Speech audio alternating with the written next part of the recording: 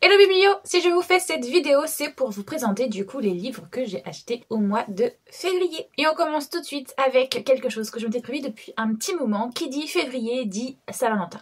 Donc je m'étais dit, je passerai toutes mes lectures autour de la romance durant ce mois de février. Et il y en avait un en particulier qui me faisait de l'œil. C'est un livre auto-édité de Amélie, c'est Astier. C'est Rendez-vous pour la Saint-Valentin avec un écossais. J'ai déjà le premier que j'ai reçu à Noël mais que j'avais déjà lu avant.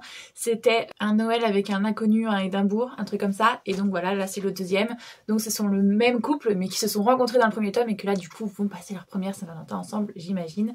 J'ai très hâte puisque ce binôme est absolument, ce couple est absolument excellent. Surtout Kilt and the Whiskey. Il a un humour qui me correspond totalement et puis voilà, il a tellement une vibes à la Jamie Fraser que je ne peux que adorer.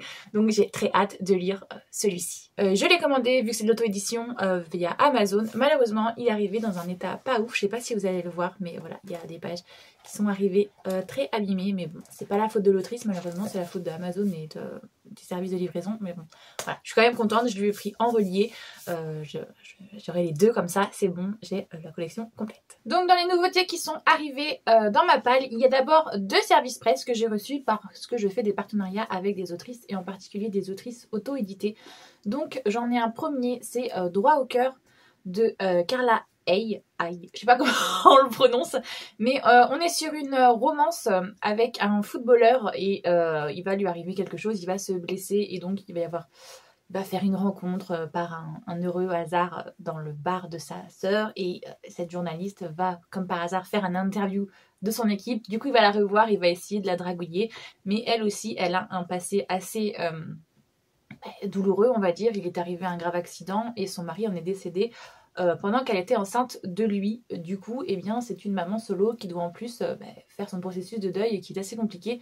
Donc les rencontres c'est vraiment pas sa priorité. Donc voilà pour ce SP que j'ai reçu. Et j'en ai reçu un deuxième mais cette fois-ci de Mogadar. On est aussi sur de la romance dans les fleurs. C'est un tome 2 mais ce sont des tomes compagnons. Donc vous voyez j'ai pas lu le premier qui est sur le sable si je me trompe pas. Et pourtant j'ai absolument tout compris l'histoire. On est encore une fois sur une maman solo et cette fois-ci en fait elle, cette jeune femme, son rêve c'est de mettre au point une plante assez spéciale. Elle a réussi à faire des croisements entre une pivoine si je ne me trompe pas et une rose et donc du coup ce croisement fait ça s'appelle la rose royale, une rose très belle, très grosse et très perfumante et elle aimerait pouvoir la cultiver et pouvoir après la vendre en tant que cosmétique, aliment et tout et tout. Donc voilà c'est son rêve. Elle va aller avec sa jeune fille dans la campagne puisqu'il y a une ferme qui récemment a été mise en vente qui est dans son budget. Mais quand elle va y aller, malheureusement, il va y avoir quelqu'un d'autre qui va être sur le dossier, un jeune viticulteur qui, après une intempérie, a perdu toute sa récolte et donc du coup veut racheter cette ferme pour pouvoir recommencer et repartir à zéro. Et voilà, il va essayer de la séduire pour qu'elle ne puisse pas bien tout simplement acquérir ce bien, il veut l'acquérir à sa place.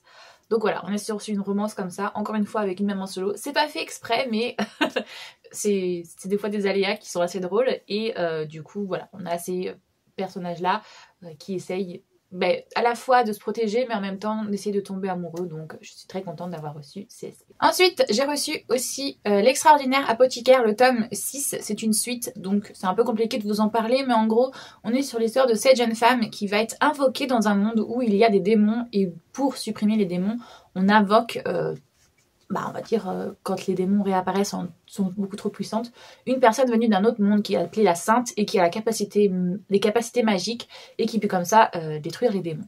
Cette jeune femme va être du coup invoquée, mais elle va être invoquée avec une amie à elle et tout le monde va penser que c'est son amie la Sainte et donc elle va être mise sur le bas-côté. Et finalement, on va bien se rendre compte au fur et à mesure des tomes que non, c'est elle la Sainte. L'autre, elle a aucun pouvoir magique, ou en tout cas très peu. Et donc du coup, voilà, là on arrive au 6e tome, donc je peux pas vous en parler beaucoup sans vous spoiler, mais j'avoue que là c'était un tome où j'étais un peu déçue parce qu'il n'y a rien qui avance, l'intrigue n'avance pas beaucoup, les romances n'avancent pas non plus, donc je suis un peu mitigée et je pense que le prochain tome sera décisif si j'arrête ou pas cette saga parce que là je commence à plus trop être enthousiaste à le lire, donc on verra bien. Ensuite, réception et achat de mois, de mois à mois. J'avais vu qu'il y avait un acheté, un offert de Orimiya, je crois que je les avais lus je avais dû les emprunter à Cynthia, je crois. Et quand j'ai vu un acheteur offert, je dis bah c'est bon, je vais commencer la collection.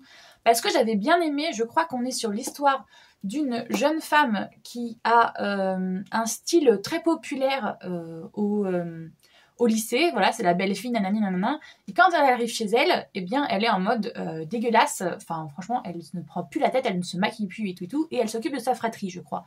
Et lui, à l'inverse, je crois qu'au lycée, il a un style très, comment dire ça, très studieux et tout. Il cache beaucoup de sa personnalité, et dès qu'il sort, voilà, il refait ressortir sa personnalité avec un style un peu plus métalleux, des tatouages, des piercings et des trucs comme ça.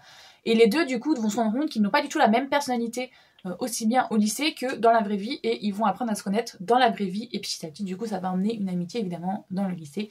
Voilà. Et j'avais bien aimé les relations, justement, entre les deux. Je pense que d'ailleurs, je vais le relire, parce que j'ai dû le lire l'année dernière, en le piquant à Cynthia. Mais je me souviens plus de tout exactement pourquoi j'avais aimé. Mais quand je l'ai vu, je me suis dit, ah, ça j'ai aimé, je vais me l'acheter. Donc voilà. Petit achat. J'avais déjà prévu de me l'acheter, mais comme je vais faire le challenge de Romantici de Nina Quill et que j'ai vu qu'il était dans les favoris de certaines, je me suis dit, allez, c'est bon, banco, je le prends. On est sur Forgery of Roses. Donc on est sur l'histoire, si je me trompe pas, d'une jeune femme qui a un don. Elle a la capacité de faire de la peinture, et quand elle peint des choses, ça transforme les choses dans la réalité. Par exemple, si elle peint votre portrait et que vous avez un bouton, si elle le peint sans bouton, eh bien le bouton, dans la réalité, s'en va. Et il va y avoir toute une intrigue justement autour d'une personne qui va vouloir faire revivre son fils, et donc elle va devoir peindre son fils vivant. Enfin, il y a tout un truc, et ça ne va pas tout se passer comme prévu. Et donc voilà, j'ai vu énormément de bon avis dessus, donc et il n'y est qu'en version toc-toc, et c'est très bien puisque c'est un toc-toc sans jaquette. Moi, c'est ce que je préfère. Franchement, je m'étais donné une règle, ne pas acheter de jaquette. Donc voilà, j'ai hâte de découvrir ce que ça va donner. J'ai passé une petite semaine chez Cynthia, ma meilleure amie, ici de la Booksfair, et on a fait pas mal de chinage. On est allé à Action, à Nose, et puis dans des recycleries et tout. J'ai trouvé deux webtoons, le 1 et le 2 de Gilgamesh. Alors, pour moi, c'est un truc mythologique, mais alors je ne saurais pas vous dire de... Gilgamesh, pardon. Je ne saurais pas vous dire de quoi, mais j'ai très hâte de voir ce que ça va être. Et de toute manière, je les ai pas payés très cher. Et si j'aime pas, ben, je les revendrai sur Vinted. Mais c'est vrai que c'est assez rare de trouver des... Enfin, pour moi, c'est pas un manga, c'est plus un webtoon à Action. Donc je me suis dit, prends-le, au pire, c'est pas grave. Si t'aimes pas, tu le revendras et puis c'est tout. Donc voilà, je sais pas trop de quoi ça parle. Ça a plus l'air d'être de la high fantasy, de la fantasy, qu'une romance toute douce, mais je sais pas, on va découvrir, on connaît pas. Ensuite, comme je vous l'ai dit, on est allé dans une recyclerie, donc je me suis pas fait prier quand j'ai vu qu'il était à 1 euro, Miss Peregrine et les enfants particuliers. Je ne l'ai jamais lu, et j'avais regardé le film. Le film, j'avais trouvé bof bof, mais je me dis que peut-être que dans le livre, c'est mieux. Donc, quand j'ai vu qu'il était à 1 euro, je me suis dit, bon, je prends pas trop de... voilà, hein, on va dire que c'est pas prendre un gros risque. Au pire, je le prends, je le lis et je verrai bien ce que j'en pense. Et après, peut-être que je continuerai la suite. Mais du coup, voilà. Si je me trompe pas, on est sur l'histoire d'un jeune homme qui a un grand-père qui va décéder, mais qui lui a raconté plein de trucs, comme quoi il existe des personnes avec des pouvoirs et tout, mais personne ne le croit. Tout le monde pense que son grand-père est fou, et finalement le jeune garçon, il va se retrouver devant des créatures et tout un monde qu'il ne connaissait pas et qu'il appréhende, et en particulier dans une école avec des enfants avec des pouvoirs particuliers, et donc il va se rendre compte que ce que disait son grand-père est bel et bien réel. Et voilà, on va avoir un peu cette intrigue-là, et du coup j'ai hâte de voir ce que ça donne dans le livre, parce que dans le film c'est pas mal, mais voilà, ça cassait pas trop pattes à un canard, donc j'espère que dans le livre c'est mieux. Comme je vous l'ai dit, je suis allée chez Cynthia, et j'y suis allée plusieurs jours. En l'occurrence, elle avait un jour où elle était en congé, mais les autres jours elle travaillait. Donc je suis venue avec elle dans son espace culturel Leclerc. Moi je restais dans le coin café à écrire des chapitres de romans. Mais évidemment j'ai fait un tour dans sa librairie, et plus particulièrement en fait je venais pour un. Et je m'étais dit, s'il y a ça, ça et ça, au pire je les achète. Mais normalement je n'y vais que pour un.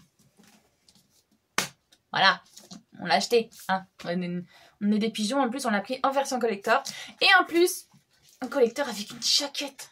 Moi qui déteste ça. Mais en vrai, la beauté du livre, là, j'ai pas pu résister. Hein. Pourtant, j'ai résisté à plein de trucs. Mais là, regardez-moi ça. Franchement, vous voulez que je fasse quoi, moi? J'ai été faible. J'ai été faible, je sais. Et puis, la jaquette aussi, on a Et puis regardez-moi ce livre aussi, sans la jaquette. Ce bébé monstrueusement magnifique. Voilà, désolée, j'ai été faible. Pour ceux qui ne connaissent pas Fourth Wing, qui m'étonnerait quand même parce que c'est un roman qui passe à peu près chez tout le monde. Et voilà, c'est la grosse sortie, je crois bien, de cette année.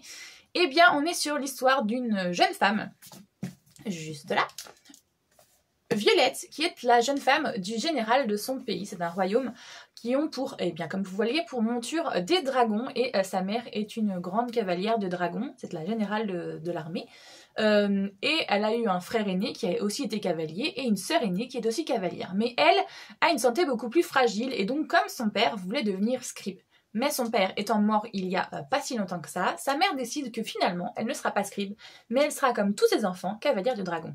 Sauf que, eh bien, Violette a une santé assez fragile et du coup n'est pas du tout compétente dans ce domaine, mais elle va quand même devoir rentrer à l'Académie des Dragons et évidemment, bien qu'il y ait son meilleur ami Dane qui soit en 2e année et qui pourrait l'aider, elle va se retrouver sous le commandement de son pire ennemi, Xaden, qui est le fils du grand traître de la rébellion et qui a été exécuté par sa mère. Donc comment vous dire que le grand traître au passage a exécuté son frère à elle. Voilà. Donc un petit enemies to lovers des familles qui est quand même assez corsé.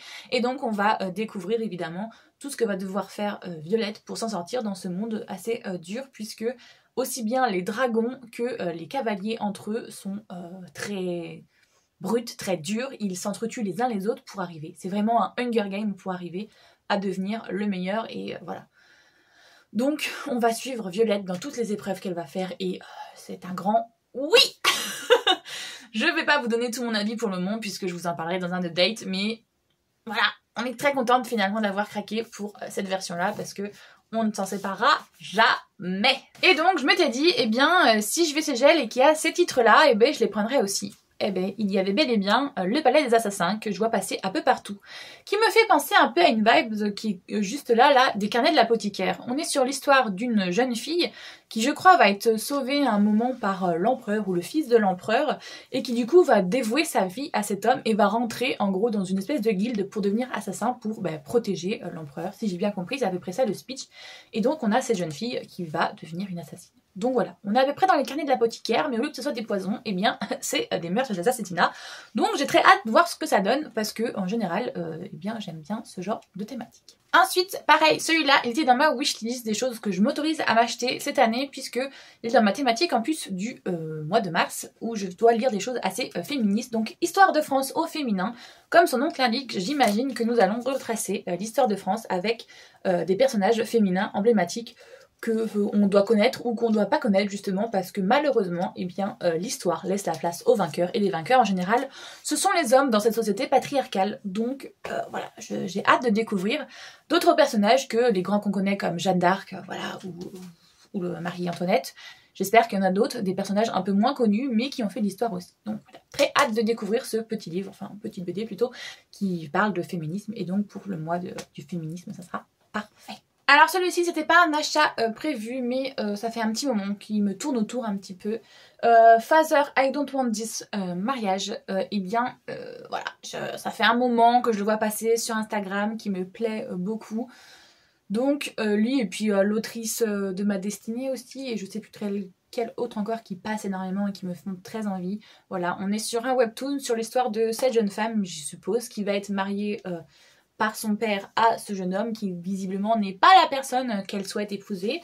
Et alors j'en sais pas plus pour le moment parce que je l'ai pas lu, mais elle va faire en sorte que soit ce mariage se passe mais dans les conditions que elle veut j'imagine, soit que le jeune homme refuse ce mariage mais finalement va tomber amoureux d'elle et va quand même vouloir se marier avec elle, un truc comme ça. Voilà, je pense qu'on est dans un webtoon donc ça va tourner autour de ça ou alors elle va se marier et lui va la détester parce qu'il pense que c'est une parbèche comme toutes les personnes de la noblesse, et finalement il va se rendre compte qu'elle est loin d'avoir ce genre de caractère-là, donc il va finir par tomber amoureux de sa propre femme, et elle aussi va finir par se rendre compte que c'est pas le grand connard qu'elle pensait. Enfin voilà, vous voyez ce genre de trope-là, que c'est pas très original, mais qu'on adore quand même lire. Donc voilà, on est content et on lira ça. Et comme je vous l'ai dit, j'étais chez Cynthia, mais on était le 14 février. Son amoureux était en déplacement, et moi j'étais là, donc du coup on s'est toutes les deux offert des cadeaux, parce que voilà, on était notre Valentine, et puis c'est tout. Donc, elle m'a offert de quoi me sustenter.